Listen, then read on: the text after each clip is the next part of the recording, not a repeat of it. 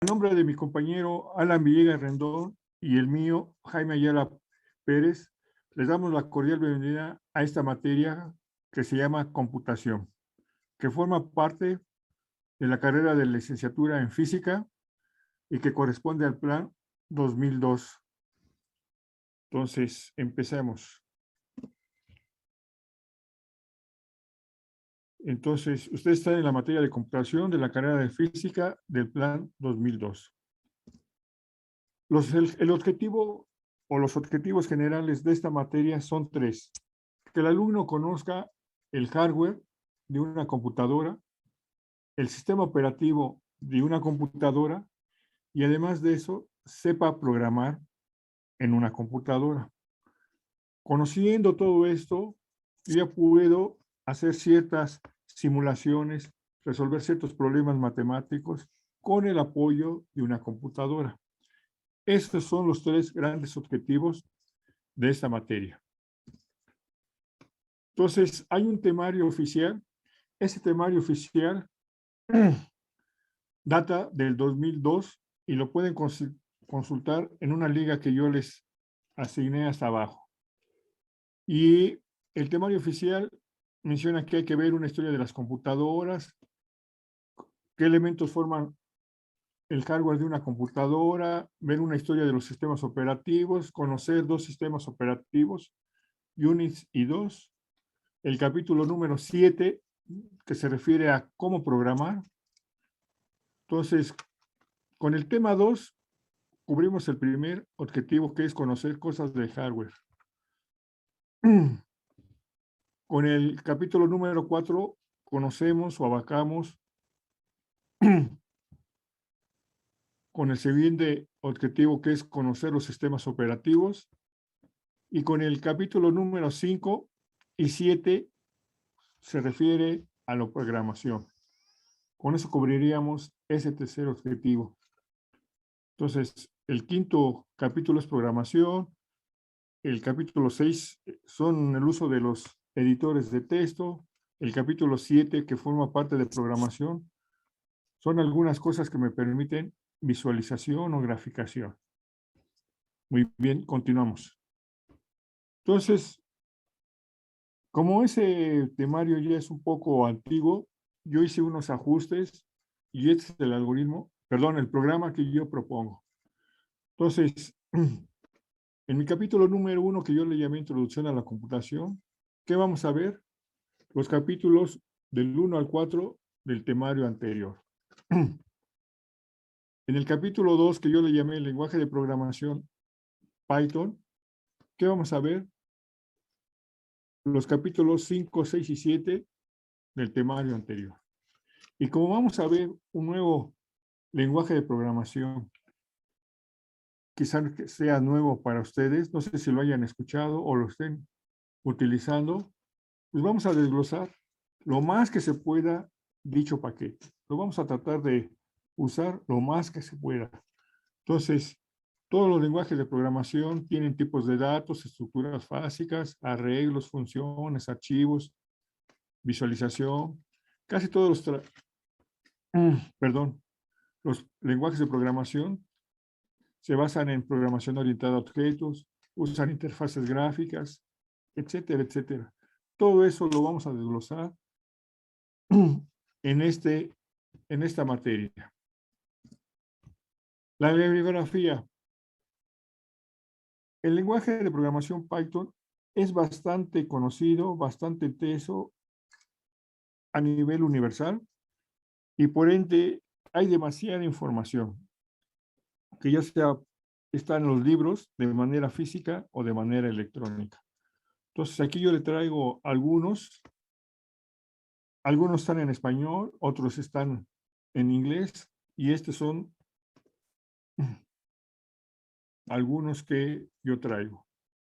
Entonces, por ejemplo, el libro número 8, Python Graphics, me permite graficar cualquier cosa en Python. El capítulo número 9 y el libro número 11 me permiten conocer lo más elemental de la programación con Python. Por ejemplo, el libro número 12, te los quise traer porque es un libro muy esencial de Python, exclusivamente para físicos, y es de este año, del 2021. Entonces, el capítulo número 13 también me sirve como una introducción a Python y cómo se programa con Python. Este es un libro ya un poquito más viejito, del 2015, pero también nos puede ser útil. Entonces, yo les decía, hay algunos libros en español, algunos libros en inglés, con referente a Python. El libro número 14 es un libro que está escrito en español. Bueno, pero además de esos, vamos a utilizar algunas cosas que yo he elaborado. Por ejemplo, introducción a la programación con Python, que son unas notas que yo acabo de hacer del 2021, y la arquitectura de computadoras. Es unas notas que yo elaboré y ya son del 2009, pero son muy buenas para esta materia. Continuamos. Uy, ya no me da. Entonces, hay algunos cursos que también están en la red, en la web. Aquí les ponemos algunas direcciones y los pueden consultar. Hay algunas herramientas que más adelante, no sé si el profesor Alan se las va a comentar. No sé si en esta clase, pero más adelante sí. Algunas herramientas que son muy útiles, por ejemplo, el uso de las máquinas virtuales, el uso de los Visual Studio, etcétera, etcétera, que conociéndolas nos permiten manejar y hacer programas de una manera muy sencilla y muy amigable. Bueno, la evaluación que yo traigo es el 40% el laboratorio, el 40% hacer un proyecto y el 20% las tareas. Yo en lo particular nunca me gusta aplicar exámenes. Entonces, ¿en qué consiste en el laboratorio? Vamos a hacer durante el semestre, si las circunstancias así lo permiten, entre 10 y 15 programas. ¿A qué refiero a que las circunstancias los permiten? Habrá casos en que, por ejemplo, el profesor de teoría se enferme y no podamos avanzar en el curso. Habrá casos en los cuales el profesor, Dios no lo quiera, el profesor de laboratorio se enferme y no podemos avanzar en el curso. Entonces, son esas circunstancias que de alguna manera nos limitan la realización de nuestros programas. Entonces, vamos a suponer que durante el semestre ya hicieron 10 programas o hicieron 8 y con esos 8 programas les califico. Ahora bien, todos estos 8 programas van a estar en archivos separados, pero a mí en lo personal me gusta juntar todos los 8 programas que hemos visto, o 7 programas, o 4 programas que hemos visto durante el curso en un solo archivo, y esto es lo que yo le llamo un menú, juntar todos los programas. Entonces, durante el semestre vamos a ir avanzando en hacer programas, vamos a ir avanzando sobre cómo se hace un menú. Entonces, yo les voy a dejar algunos programas que ustedes los hagan. Por ejemplo, un programa muy sencillo que quizá vamos a ver es la multiplicación de 2 matrices. Pero yo como sé que estoy bien, pues yo les voy a dejar una tarea que ustedes me las hagan, donde yo pueda multiplicar, por ejemplo, 2 matrices y obtengo un resultado. Esas 2 matrices yo las voy a meter a mi programa y quiero esperar que concuerde con el resultado de mi tarea. Entonces, a eso se refieren las tareas. Como ustedes ven, todo está relacionado. No hay nada que esté alejado, ni cosas que no tengan que ver entre sí. Todo está relacionado. La forma de trabajar. Entonces, vamos a trabajar en esta ocasión por la plataforma Zoom o Google Meet. los días martes yo voy a dar la clase y el jueves mi ayudante va a dar la clase. Entonces, el martes teoría, el jueves el laboratorio. Es bien importante que asistan porque ya vieron que les va a dejar programas y mi ayudante les va a ayudar, los va a apoyar en cómo se hacen esos programas y cómo se va a hacer el proyecto final. Va a haber una serie de materiales, notas, libros y software que de alguna manera los vamos a colocar en Google Classroom. Más adelante les vamos a dar la liga o no sé de qué otra forma más sencilla para ustedes lo puedan ver, lo puedan descargar. Entonces, tanto los programas como el proyecto individual son individuales. Entonces, este punto sí me gustaría tratarlo. Se les proporcionará toda la ayuda posible y el tiempo suficiente para la realización de sus programas como del proyecto final. Entonces, toda la ayuda que ustedes necesiten, por ejemplo, en este caso, el ayudante se las va a proporcionar. Si quieren más tiempo para hacer los programas, más tiempo les vamos a dar. No hay ningún problema por mí. Entonces, yo les había mencionado que yo quiero hacer entre 10 y 15 programas, pero a lo mejor el avance del curso no lo permite y me permite calificarles o hacer 5 programas, pues con esos 5 yo los califico. Entonces, todo el tiempo suficiente y toda la ayuda se les va a proporcionar. Entonces, es bien importante para nosotros que envíen un correo electrónico a esta dirección de avanti11@ciencias para estar en contacto. Si tienen alguna duda, de alguna manera por ahí se las puede resolver, etcétera, etcétera. Continuamos. O sea, para nosotros es ideal que cada uno de ustedes tuviera una computadora en su casa con conexión a Internet, que tengan una cuenta de Google Ciencias, y aquí se les está proporcionando el acceso, en este caso nada más a Zoom, y aquí está la liga y los requisitos para poder entrar a dicha plataforma. Entonces, ¿hasta aquí alguna pregunta? Con toda confianza.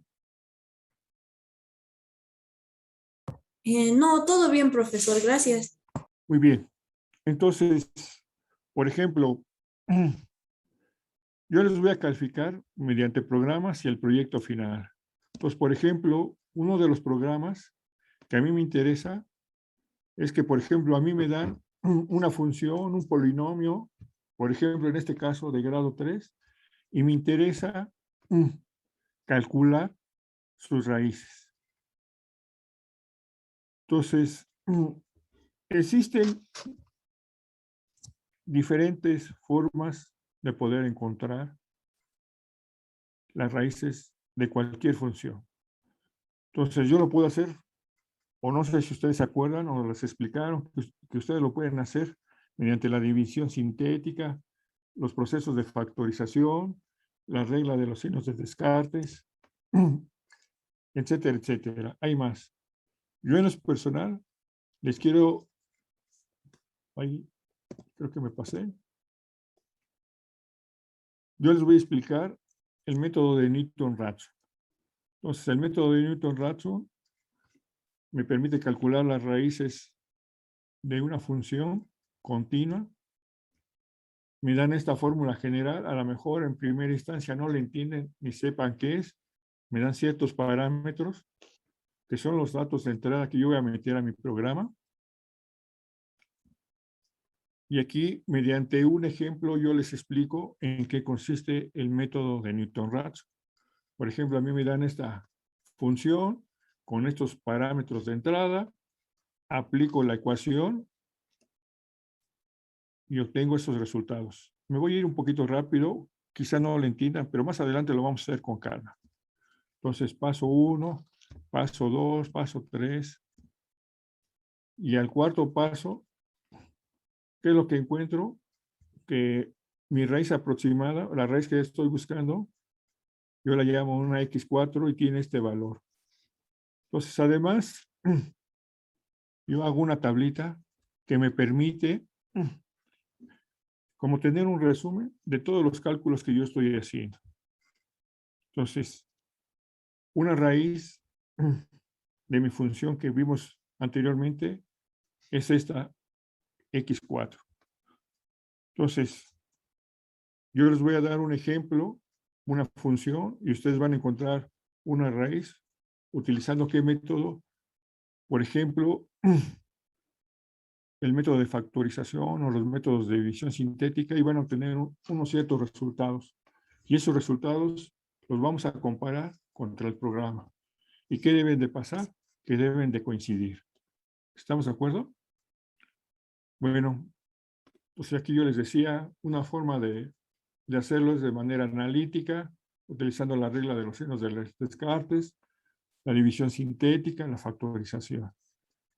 Entonces lo comprobamos y cosas para estar todos convencidos y realmente saber qué es lo que estamos buscando. Y finalmente, yo les voy a dar el algoritmo mediante lo que, no sé si conozcan lo que es un pseudocódigo. Entonces, si ustedes se fijan, este es todo mi programa. Son alrededor de 8 pasos. Este es el pseudocódigo del método de Newton-Raphson. Me dicen que quiénes son mis datos de entrada. Aquí están. ¿Qué espero a la salida? El valor de X. ¿Y cuál es mi algoritmo? Son alrededor de 8 pasos. Entonces, de manera sencilla, de manera práctica, mi compañera se los va a proporcionar y se los va a explicar. Ese sería un ejemplo. Otro ejemplo, por ejemplo, no sé si ustedes ya pasaron por la materia de cálculo integral. Entonces, por ejemplo, a mí me interesa calcular la integral bajo, me interesa calcular la integral de una función.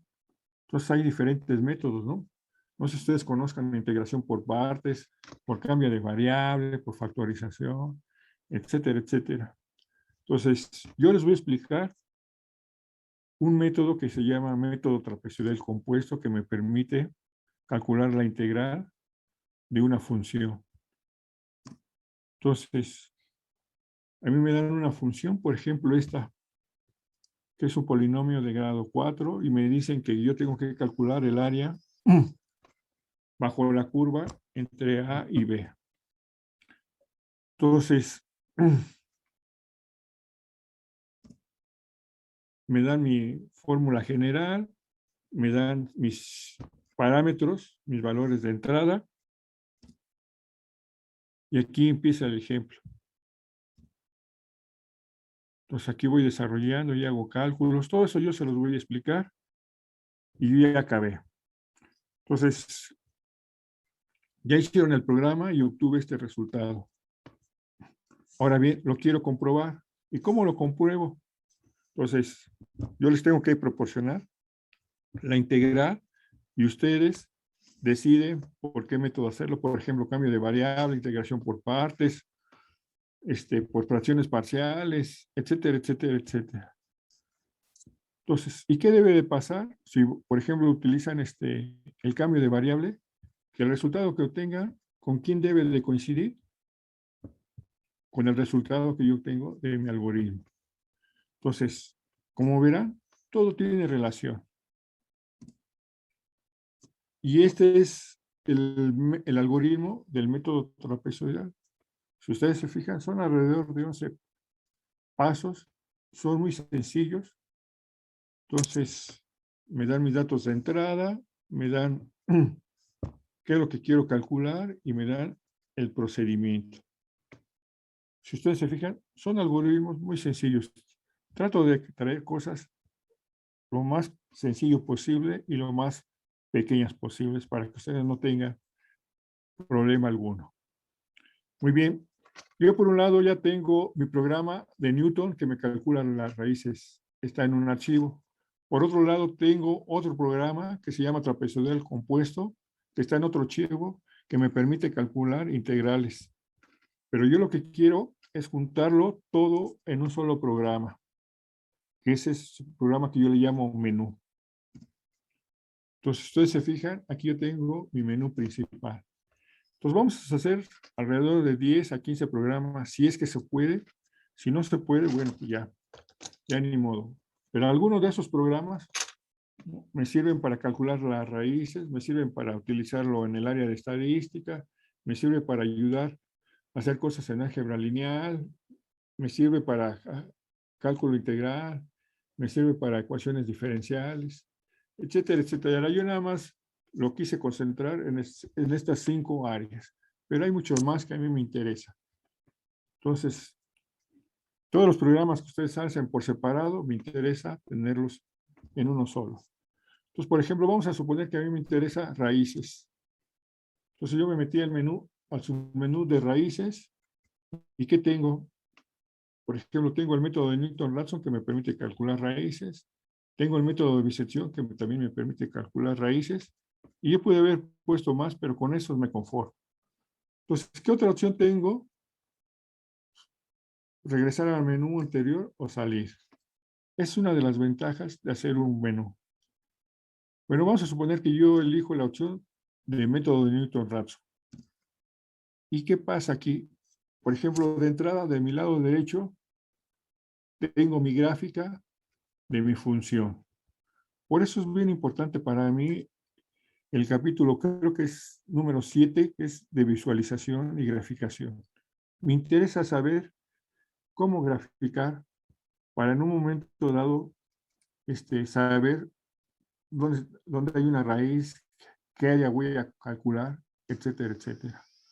Y si ustedes se fijan en esta pantalla que yo le puse el método de Newton-Raphson, viene una serie de cuadritos donde yo les tengo que dar todos mis parámetros con los cuales trabaja el algoritmo de Newton-Raphson. Por ejemplo, la tolerancia, la exactitud, etcétera, etcétera.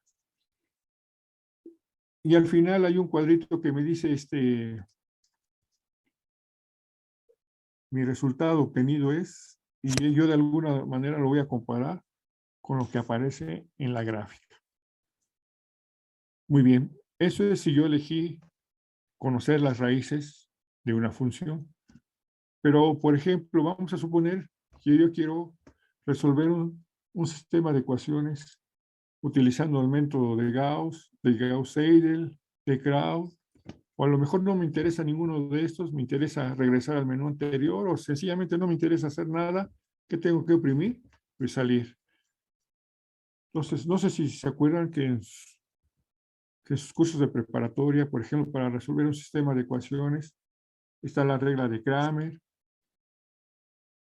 Entonces, hay varios, ¿no? Pero, por ejemplo, yo les quiero explicar los más sencillos que yo traigo. Entonces, el método de Gauss. Entonces, nuevamente, de mi lado derecho que tengo, mi gráfica. Del lado izquierdo que tengo, la entrada de ciertos parámetros. Entonces, para resolver, por ejemplo, un sistema de ecuaciones, lo más común es tener los datos en archivos. Entonces, tengo mi matriz A, mi vector B, que son 2 archivos diferentes. Yo aquí les puse estos nombres, pero ustedes se pueden poner cualquiera. Aquí hay un botón donde ya le di el nombre de mi matriz A, de mi vector B, le digo que me calcule y me va a calcular mi sistema de ecuaciones.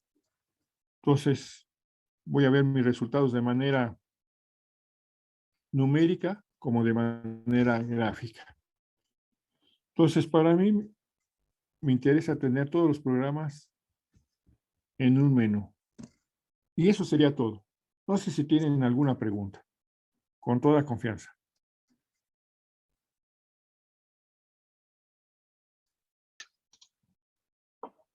Pues bueno, voy a irme rápido con esta presentación porque ya la mayor parte la vio el profesor.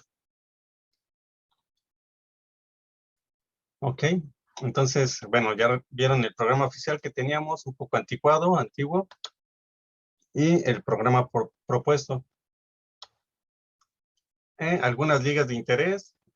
La presentación ya la subí, ya la tienen ustedes disponible, entonces ya pueden empezar a ver esas ligas que tiene. a otras herramientas, recursos y cursos, que algunos están buenos y otros más buenos. Y bueno, empecemos.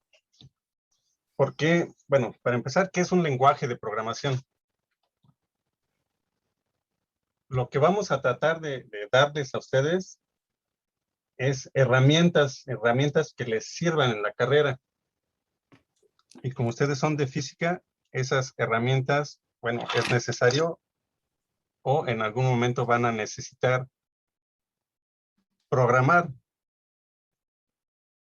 Entonces, de todos los lenguajes de programación que hay, creemos, o bueno, es muy posible que Python sea uno de los lenguajes que les sea más útil en la carrera, y es por eso que lo seleccionamos. Pero bueno, ¿qué es programar?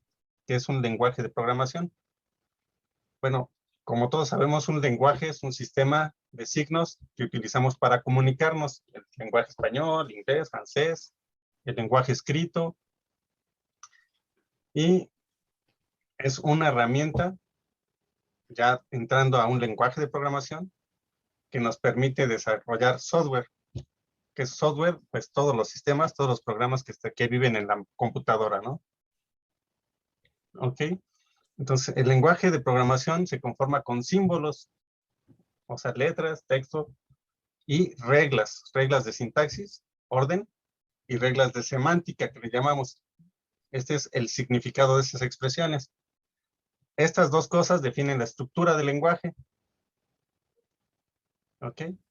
Y eso es puro choro. Bueno, entonces, en resumen, ¿qué es? Pues es un sistema de signos que nos permite comunicarnos con la computadora para darle instrucciones y que hagan lo que nosotros queremos que hagan, ¿no? Y en las ligas de abajo les coloco un video de YouTube de la historia de la computadora, que a mí se me hizo bien interesante, y otra liga, que es una historia de los lenguajes de computación. La historia de los lenguajes de programación es una verdadera maraña. Como ven ahí en la presentación, ni siquiera se ve, ¿no? Es un caos completito, y por eso les puse la liga de acá atrás, si alguien está interesado. Y entonces, en esa maraña, le di un pequeño de zoom. Ok. Creo que por acá tengo lapicito. ¿Dónde está Python, no? Por acá, en esta zona, está el lenguaje Python. Tenemos el lenguaje Java, tenemos C#, y bueno, toda la historia de Java viene por acá, que es de los lenguajes más usados, y C++. Oh, bueno. Ok. Entonces, pues como ven, la historia de Python ya tiene algunos añitos, desde el 2000 y un poco antes. Pero bueno, ¿cómo quitas?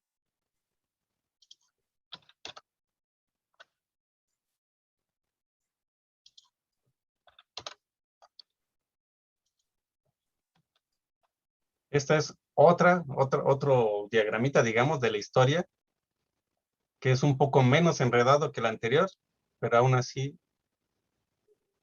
está así como que, híjole, ¿qué es eso? Pero bueno, no nos vamos a preocupar mucho por ello. El chiste es que muchos de los lenguajes de programación se interrelacionan entre sí y toman ideas de algunos otros. Entonces, lo importante de aprender un lenguaje no solo es aprender el lenguaje como tal, sino es aprender a pensar en programación. Y una vez que uno aprende ese modo de pensar, se puede brincar de lenguajes de una forma más o menos fácil. ¿Ok? Bueno, la historia de Python pasa porque en 1989 ese tipo, Guido, inicia su desarrollo. En el 91 hace su primer publicación, y la empiezan a revisar diferentes personas, y en el 94 dice, no, pues ahora sí ya está decente, ya publico la versión 1. Y se han ido publicando mejoras. En el 2000 la versión 2, en el 2008 se publica la versión 3, y hasta hace poquito la última versión publicada es la 3.9.6, que es con la que vamos a trabajar. Hay muchas cosas en Internet que están para Python en la versión 2. Entonces, cuando empiecen a buscar cosas, herramientas de desarrollo, tengan cuidado para qué versión es, porque hay mucho que sigue funcionando para la versión 2 de Python, y otras cosas que sirven para la versión 3 no son totalmente compatibles, ¿no? Entonces, todo lo que utilicemos van a ser para la versión 3 de Python. ¿Ok? ¿Por qué? ¿Por qué usar Python y no otro lenguaje? Algunas cosas es porque es fácil de aprender, no está ligado a un sector concreto, o sea, se puede utilizar en muchos sectores, en muchas cosas. Es multiplataforma, se puede usar tanto en Windows como Linux, como Mac. ¿Qué otra cosa? Y pues tiene una gran cantidad de librerías, de documentación y de ayuda en línea, ¿no? ¿Dónde es usado? Pues es utilizado en muchos y muy distintos sectores. En el desarrollo web hay unas frameworks, se llama Django o Flask. En ciencia y educación, con Pandas y varias herramientas, no solo esas dos. En desarrollo de interfaces, con Qt. Qt es un framework de desarrollo de interfaces que está hecho en C++, y entonces lo ligaron con Python para hacer interfaces. Voy a hacer esto chiquito por si alguien me habla. En desarrollo de software para hacer pruebas automáticas. Se utiliza en mucho en aprendizaje de máquina.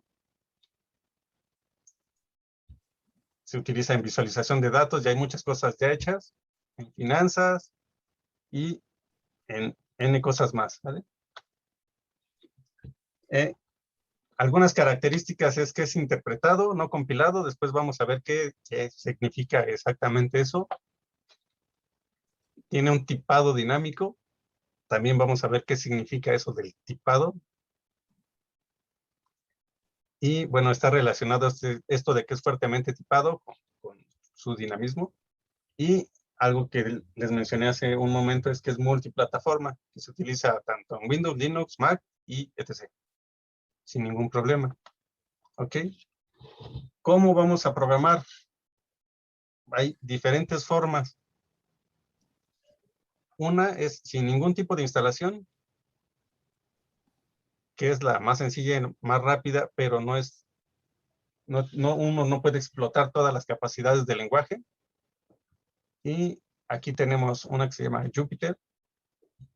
En esa página uno puede meterse, programar y empezar a hacer pininos. Otra que es Colab. Bueno, de Google.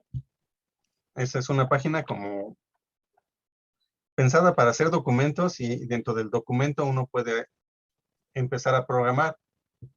¿Ok?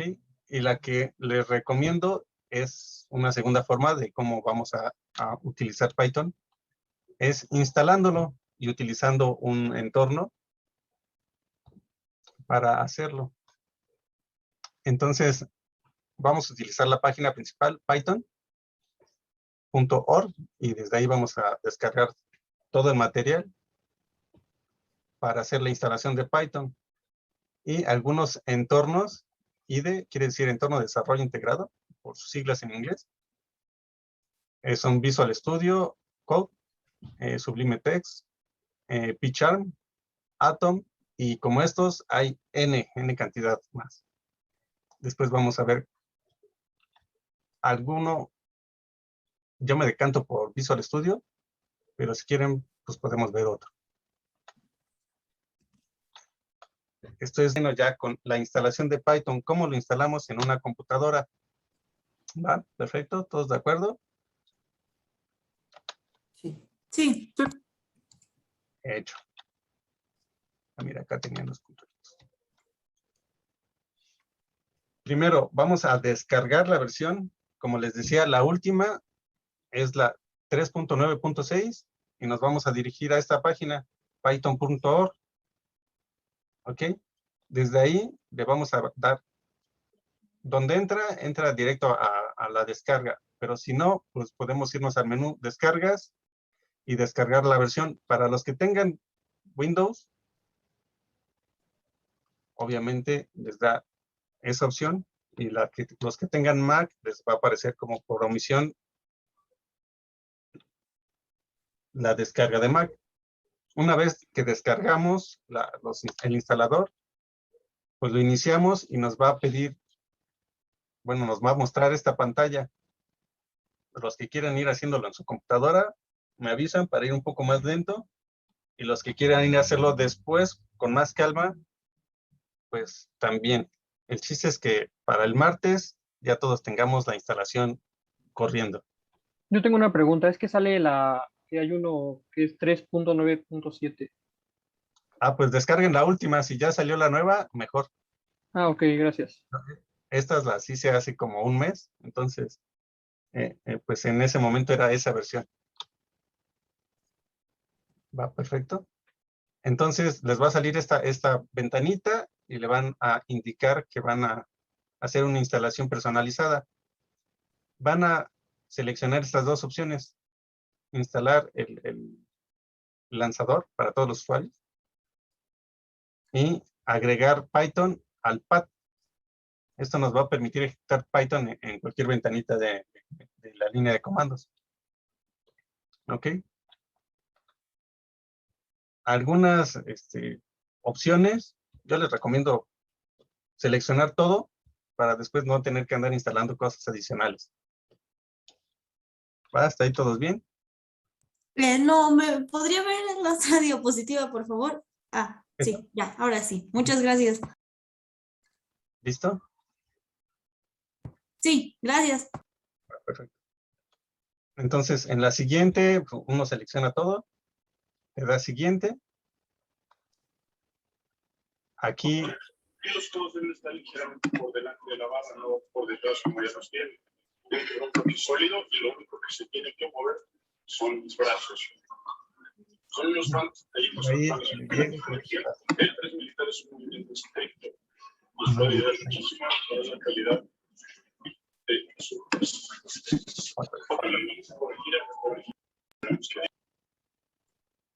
Ya lo apagué. Bueno, aquí seleccionamos que instale para todos los usuarios, que asocie los archivos a Python. Ajá. Algunas cosas más. Y esto, si lo quieren seleccionar, pues está bien, no pasa nada, ¿no? En mi caso tenía Visual Studio también, pero pues no lo voy a usar. Entonces, no seleccioné esa opción. Oye, una cuestión, a mí no me parece para palomear la primera. Instalar para todos los usuarios, seguramente tienes un solo usuario en tu máquina, entonces pues te va a decir no tienes más, ¿no? Entonces no importa. Ah, buen punto. Ajá. Una Entonces, duda, o sea, ¿qué pasa si selecciono, o sea, las dos últimas que no están seleccionadas? esta te descarga, digamos que un poquito más de herramientas para debuguear no solo tus programas, sino también el mismo errores que te surjan del lenguaje Python cuando programas. Ajá. Son Sí, herramientas gracias. adicionales para cuando tú programas, te ayuden a debuguear. Se le conoce al proceso de encontrar errores en tus programas. ¿Ok? Sí, Bueno. gracias. Disculpe, no, ¿podría adelante. regresar la diapositiva anterior? Perdón. Sí. Esto. Ok, gracias. Y luego la locación, la ruta de instalación, yo por omisión la dejo en ese lugar, pero si alguien la quiere cambiar, pues no hay problema. Empieza a hacer la instalación, se tarda ahí un rato, y una vez que termina, pues te manda este aviso. Se cierra y listo. Ya tenemos instalado Python. ¿Cómo vamos a verificar que sí se instaló? Nos vamos al menú de inicio, seleccionamos este simbolito, símbolo del sistema, una ventana de MS2. Si no la encuentran, empiezan a escribir símbolo y les tiene que salir por ahí, en algún lugar. No se ve mi menú, pero bueno. Y ya que encuentran este programa, lo cargan. Les abre una ventanita toda negra, que es la que vamos a usar mucho. Es donde uno puede introducir comandos en Windows, por si no lo han usado nunca. El símbolo del sistema. Entonces vamos a colocar esta instrucción, Python, así tal cual escrito, Python, espacio, 2 signos de menos, menos, y la palabra versión. Entonces, aquí lo que estamos haciendo es solicitar que se ejecute la herramienta Python, y a esa herramienta le estamos diciendo, dame tu versión. Entonces, si me responde, me va a responder adecuadamente con la versión del cual yo instalé. Ahorita me mencionaron que era la 397. En mi caso, yo tengo instalada la 396. Si no me responde, me va a marcar un error como algo así como esa herramienta no existe, ¿no? Y entonces algo falló en la instalación. ¿Sale? Para los que lo estén instalando en este momento, pues se va a tardar un rato instalando. Y después revisamos esto. Cuando terminen, revisan esta parte. Una vez que ya verificamos que tenemos instalada la versión de Python, pues ya, es todo de la instalación. Hasta ahí terminamos. ¿De aquí dudas? No. No, ¿No? Va, perfecto. No. Bueno, la presentación también ya la tienen. ¿Ok? Y vamos con otra presentación. Eso fue instalación de Python, únicamente Python en forma local. Pero no es el único modo. ¿Sale? Hay otra forma de instalar Python, que es utilizando un conjunto de herramientas que se llaman Anaconda. ¿Ok? Yo recomiendo la versión anterior, pero para el que quiera, pues puede hacer esta. Aquí nos dirigimos a la página www.anaconda.com. Seleccionamos productos y vamos a la versión individual, la gratuita, pues. Entonces, en esta nos aparece una liga de descargas para el sistema operativo que nosotros manejemos, ya sea Windows, Mac o Linux. Y una vez que descargamos las herramientas y lo ejecutamos, me va a salir esta ventanita. Una vez más, si hay una versión más nueva, pues bajen la última que exista. ¿Ok? En mi caso era esa, la 2021-05. Y aquí es un poco más fácil porque es Next, Next, Next. Para todos los usuarios. ¿Anaconda para qué es? Disculpa. Tenemos ahorita les voy a presentar dos formas diferentes de instalar Python en su máquina. La anterior es Python solito, que es solo el lenguaje. Y esta es un conjunto de herramientas que, además del lenguaje, trae unos entornos de desarrollo y trae diferentes herramientas que pueden ser utilizadas. ¿Sale? Entonces es recomendable también descargar esta. Cualquiera de las dos, no ambas. O una o otra. Bueno, Ahorita gracias. les digo, bueno, les voy diciendo cuál es la diferencia. Por eso esta me estoy yendo un poquito más rápido para que solo la vean. ¿Sale? Entonces le decimos next, lo siguiente, me salen estas dos ventanitas. Bueno, me sale esta ventanita y tengo estas dos opciones. Registrar Anaconda como el Python, la versión de Python que voy a utilizar en todos lados. En mi caso yo no lo hice porque ya había instalado la versión anterior. Si se fijan, trae una versión un poco más atrasada, digamos, pero es para que todas las herramientas corran bien. ¿Ok? Entonces, si no han instalado ningún Python, les recomiendo la versión de la izquierda. Si ya tienen instalado un Python, pues necesitan utilizar la versión de la derecha.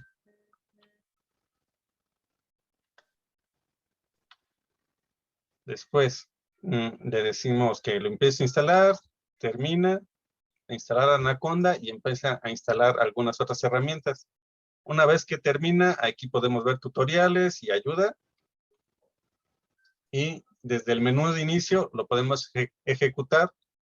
Como ven, la otra versión únicamente había instalado Python, sin nada más. Entonces no había una carpeta que dijera Python.